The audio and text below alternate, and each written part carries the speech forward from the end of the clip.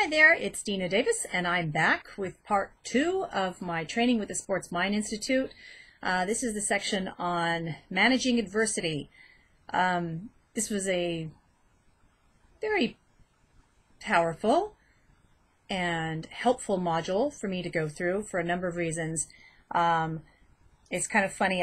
I think I'm talking to Daniel about this too, about how this has been powerful for me. I could maybe say I'm the poster child for this particular module for whoever wants to talk about the benefits and progress they could make through taking part in this module. Come talk to me, because it was a pretty good one for me for a number of reasons. So I looked back at the tape that I made for Belief is Your Fuel, and I know I spent way too much time, and I think part of that was because I felt like I needed to introduce myself and tell my story. This module is going to be a little different for me. I talked before about the part of my journey is working on my vulnerability, and this particular module, I think for me to communicate the power and the strength of the materials, I need to be really upfront with my stories and understanding that the information that I am giving you is part of my journey, and because some of the experiences and the adversities that I've experienced in my life, I feel like it is my job and my duty to use some of those experiences to speak up about them and to empower others. So this may not be in a corporate environment. This may be for individuals that I work with. I do a lot of work with youth, with teens, and I believe I should be probably taking some of my work to help empower women who have been through similar situations as myself. It's not an area I've explored yet, I think because I haven't wanted to go there. But working through these materials, I think that I can, and I think it's nearly time for me to do that. So I'm going to cover some of that in this particular module, and I hope that I'm not going off the route of I'm supposed to be, focusing this towards what I would take into a corporate environment or in a business way. I think the materials are very personal. So as part of my journey, I'm going to get very personal in this, and hope that I don't scare you all away. Okay, so looking first into managing adversity, the very first section on being brutally honest. Before I go further, I just want to say Eric Weinermeyer's stories are so relatable, and so I love the comment about, the idea of being blind and how really we're all blind. As we go through and make choices and go through life, we don't know what to expect. We don't know what's going to happen. And it's truly how we manage what happens to us that creates our lives, that we have the power. Well, it's not even power. We create our lives by the choices that we make and the way that we handle situations that come into our lives. And we can choose to handle those situations in a way that grows us and makes us effective in our lives, or we can choose to cower and to be injured by what happens and become a victim of the things that happen to us. So first section on being brutally honest. I think this is something so important for everybody to look at in their lives, and if you want to achieve anything or do anything or grow, you really have to take, part of being brutally honest is taking off the rose-colored glasses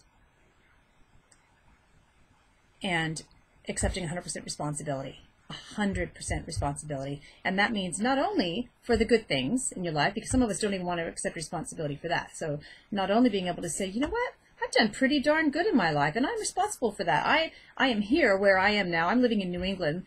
It's beautiful, in a beautiful, wonderful town, the most perfect environment for my children to grow up in.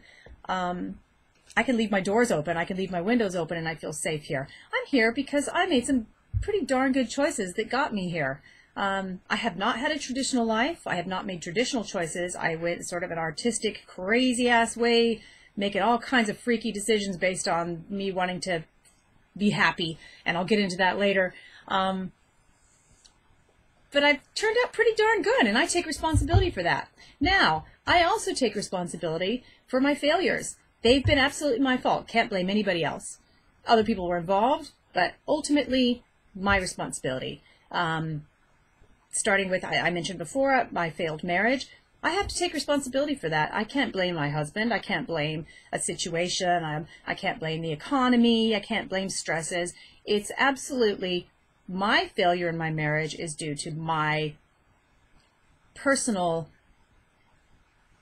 failure, which was to not look at what was happening, not take it seriously, not choose to make it better, not stepping away when it was time, trying to carry on for the wrong reasons, trying to think, oh, well, actually our lives are so great. Look, we have this house, we have these 2 good kids. And when in actuality, we were both incredibly unhappy inside and not being brave enough to take the responsibility to say we need to do something, teach our children a better message through being honest about that. And that we failed for certain things. I don't know if I'm going off, but I'm just want to make the point that I think it's important that we all take 100% responsibility before anything else and agree and commit to move forward in our lives without complaining, because complaining is saying that something else is responsible. So to move beyond the complaints and move beyond the well, this sucks because of this. This is awful because of this. It's not. It sucks because I've put myself in a situation, I made some choices, and I've made it suck. So that's number 1. Number 2, everyone's Everest is different. This couldn't be more true. I think some people look at their lives as being an overall Everest, like, oh my gosh, to get over the hump of life, and I just want to get to retirement, and life's so hard. And I think that it makes life a little bit too overwhelming. I think to be excited by the little summits that happen in the different stages of our lives is perhaps a better way to live. I did the exercise where I went and asked 3 people, what is their personal Everest? What does it mean to them? And it was very interesting because to some people, their Everest was something that they really want to do, some big goal, some big challenge that they hope to be able to tackle and take on. And to other people, their Everest is the kind of overwhelming, that thing I can't seem to get over, almost like a negative. And it's interesting that depending on the mindset that you're coming from, how you view your personal Everest. Now, for me, I think I've had many Everests that I have climbed and achieved.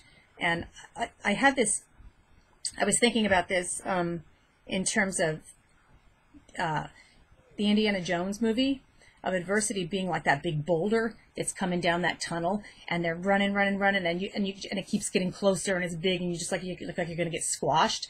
And if we look at adversity like that, then we're just going to keep running, and eventually we will get squashed. But if you stop to either think, well, there's a little crevice in the wall I can climb up over here, or maybe I'm just going to turn and face it and just get flattened like Wile E. Coyote, and I'll get back up on the other end.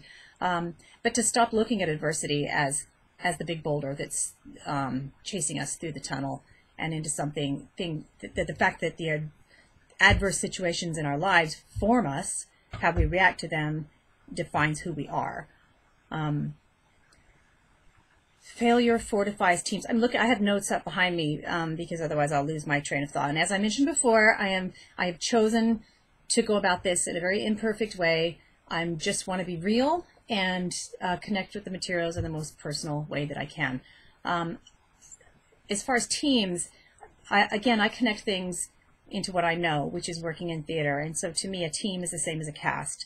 I talk to my actors about this all the time, that everybody has a role within the play. You can't all be the lead role, and there's no such thing as the lead role anyway. The story might be centered around one character's experience, but the story is not complete without the experiences of all the other characters within the play and what they bring to it. And if the play ends up being a bunch of egos fighting for attention or fighting for the spotlight, then the play fails.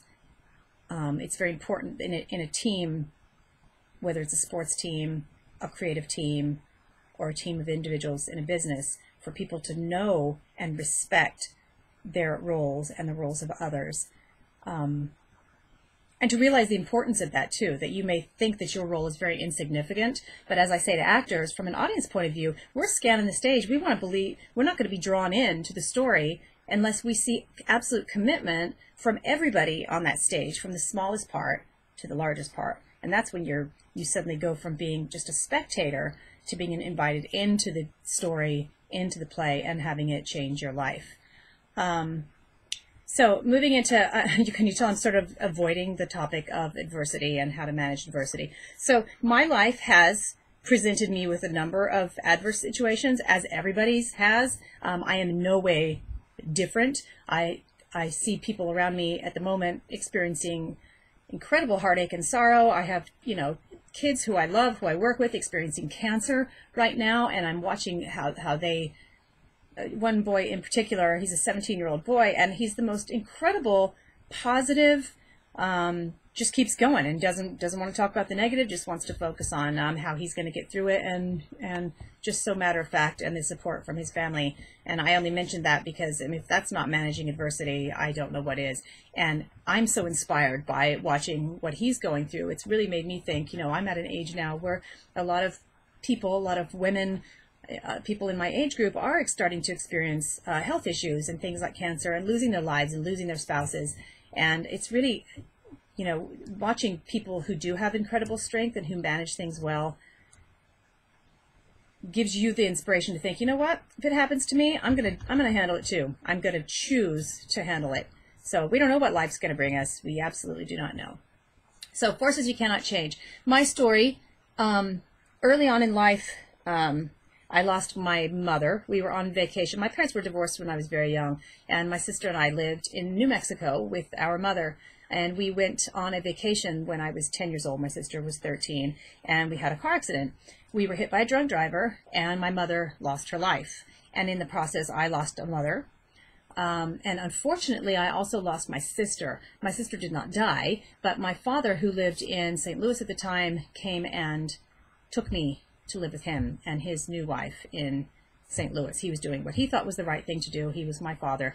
But unfortunately, my sister was in hospital and was injured very badly from the car accident. She did not want to leave home. We had my mother's sister, my mother's parents. She was much older, and we were separated. So in the period of one day, I lost my mother, and I also lost my sister and that side of my family. And there was all kinds of battles going on between the family of custody and insurance money and all this kind of stuff.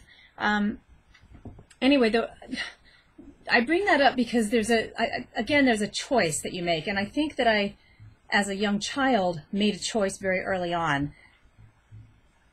Number one, mortality became something very real. I think unless you've lost somebody very close to you in your life, it's very difficult to see death as something that's real. You kind of we don't like thinking about it, so we kind of put it off. But if you experience, it becomes something very real. Your own mortality becomes very real to you. And I made a choice as a very young child who grew up very quickly that I'm going to live my life based on what I want to do, because I might die. I don't want to have any regrets. I don't want to have my life taken away from me in a car accident, and I was living the life that somebody else wanted me to live. I'm going to make the choices, and I'm going to succeed because that's the way I want my life to be. So it's one of the things I'm proud of and that I do take responsibility for, because I've made some really kooky choices in my life as far as, hopping countries 4 times, choosing to be an actor, all the decisions that my father, I battled with him for years because he was, like, what are you doing?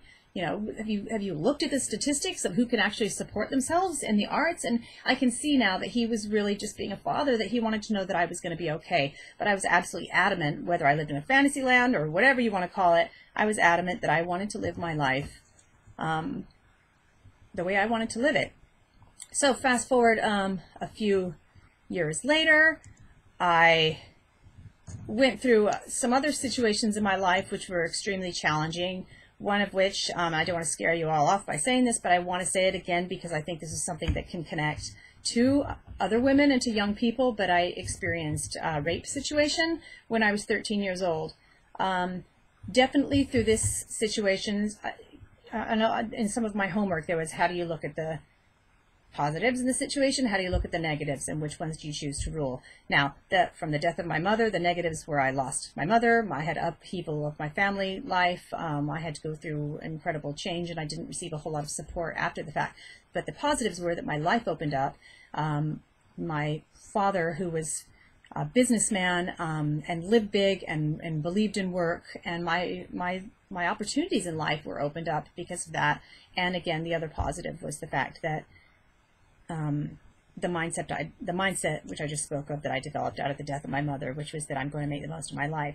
So out of the rape situation, I had to spend some time on this, because I'm thinking, well, what positive is there out of that? There's very little positive, but the negative obviously is a loss of innocence, a loss of self-respect, a loss of trust, a loss of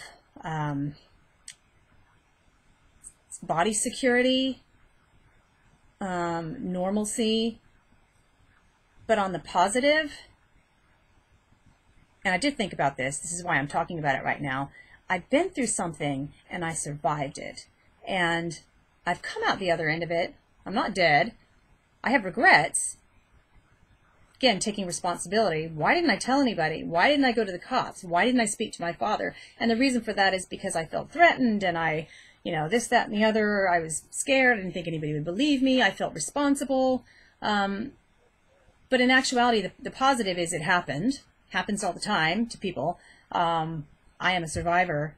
And I think the positive to come out of that situation is that I have an incredible amount of strength. Some of my strengths are not great because they are armor that I need to kind of peel away so that I can be a little more vulnerable in my life. But other strengths are that I am a fighter and a survivor, and I believe in myself regardless of that. And I think that my responsibility, or what I can make good out of that situation, is the fact that I can speak to people and I can understand what they've been through, and I can offer help and support to people in that situation. Fast forward, I'm trying to think what I suppose the next bit of adversity was, I don't know if you call it adversity, the moving back to America after having a career in the UK for a long time, where I lived my dream. I got to work as an actress. I started my own business working with children to support my career, so that when I wasn't on stage, I was directing plays and teaching. Perhaps I should talk about why I went into acting in the first place, which I think I realized is through doing this course. I always thought, well, I have all this stuff in me.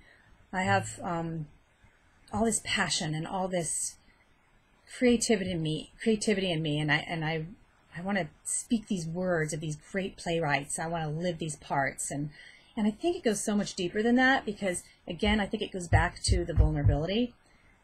Because of the situations that happened in my life, I became very closed off from vulnerability, because as soon as I was vulnerable, I would be hurt. I was vulnerable when I was a child and I lost my mother. I was vulnerable as a teenager and I was taken advantage of by an adult. So what happened is I began to think, I'm not going to be vulnerable anymore, because I'm not going to let anybody hurt me ever again. I am closing that side of me off. Now, I can give vulnerability, and I can, as a director or as a teacher, I can help you expose your vulnerability, and I can help you see how important and how powerful that is, but I'll be doggone if I'm going to let mine show through. So that's bad. I cannot teach what I cannot go through myself. And I realized, this makes sense why I went into theater in the first place, because I was able to experience vulnerability in a venue, on a platform, that I was safe. It wasn't real. It felt real, and I could go through the motions of feeling all these things and experiencing all these things, and I could experience them and feel them very deeply, because I did have so much in me, and an audience would then react to that and give me the love and the approval that I needed, but I wasn't actually getting in my real life. This was pretty much an epiphany for me to go through, but again, it makes sense. It makes sense, and it has been a creative, useful way of me utilizing some of the stuff that's happening to me. So, staying on vulnerability just for a second, because I've been also reading Brene Brown's book, Daring Greatly, which has been very funny that I fell into this book, because obviously her whole career and her whole study is based on vulnerability. But I think that just thinking in terms of how do I bring the concept of vulnerability, say, into an office full of corporate executives? Well, there couldn't be anything more important, because the way that you influence others, gain the respect of others, gain buy-in from others, and trust and sales has to come from a place of vulnerability, because that's where people actually connect with one another and do form a trusting relationship. I think if you wear too much armor and you don't show vulnerability, people don't want to be on your team. I think there's always going to be that sort of divide.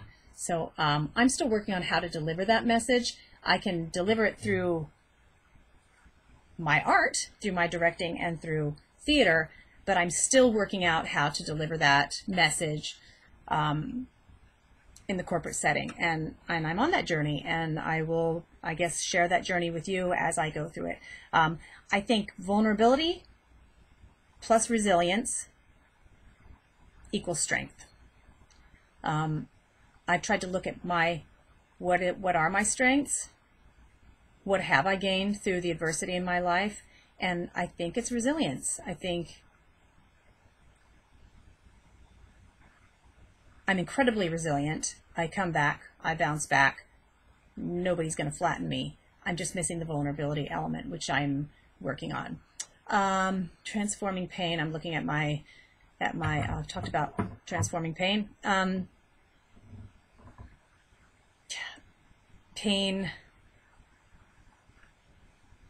the struggle, the pain is what gives meaning to the experience. So we can look back and think, this makes sense, and this is now worthy because I went through that. If we didn't experience pain and we didn't experience the struggle, we would never experience the good stuff, because we would never know the difference. And I'm beginning to think that just feeling is okay, and to feel deeply and to experience feeling deeply is okay, because you're not going to stay there. You're not going to stay in that down, dark feeling of misery, but to try and hide that and to pull that back and not experience it makes it kind of fester like a cancer inside of you. So I think feeling the pain and then moving through it is more important. I'm just going to check my notes here.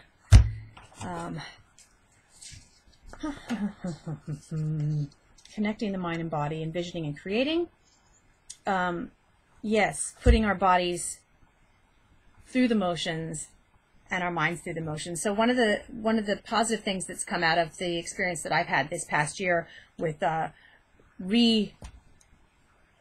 defining my life and what I want my life to be like from this point forward, I've started meditating, and I'm getting to the point where I'm not so embarrassed saying that anymore, because I think the more that I find out about meditation, the more I think that it's something that everybody should do, because it's all really about just quieting the mind, quieting the voices in the, the gremlins and all the voices and I got to do this and I got to do this, and to just be able to calm that water, which I think was from the other unit, and think more clearly. And then you can envision and you can think, where do I want to take, where do I want to go from this? So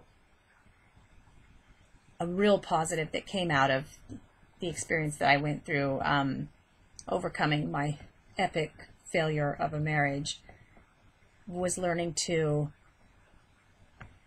meditate, trust my inner voice and my intuition a little bit more, not just seek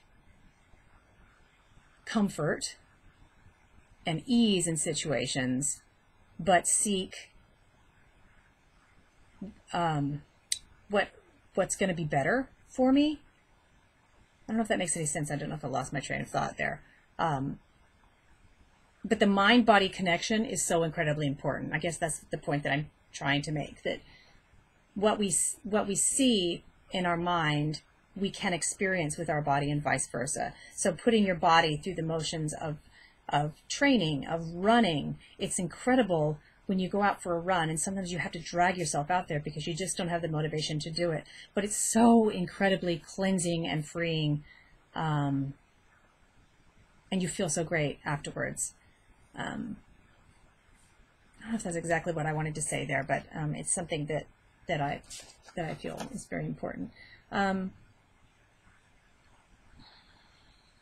just looking at my notes here.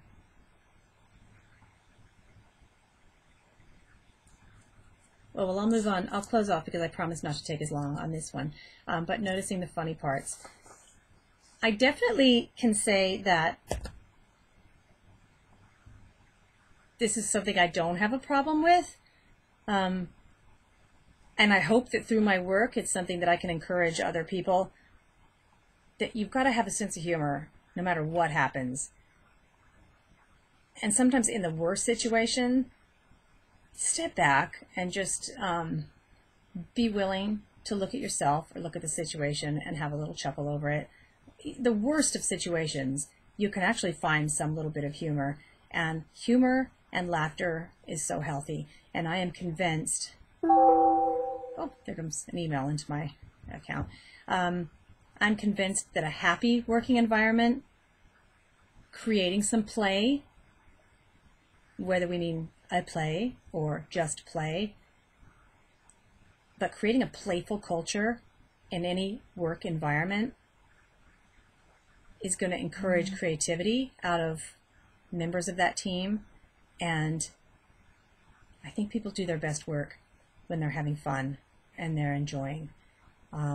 No matter what adverse situation comes up, again, it's about taking responsibility for it, making a choice of how you're going to reframe the negative situation, expecting negative situations to happen and preparing for them and thinking, okay, here's the next challenge. I wonder what I'm going to learn from this, and beginning to look at life more in that way.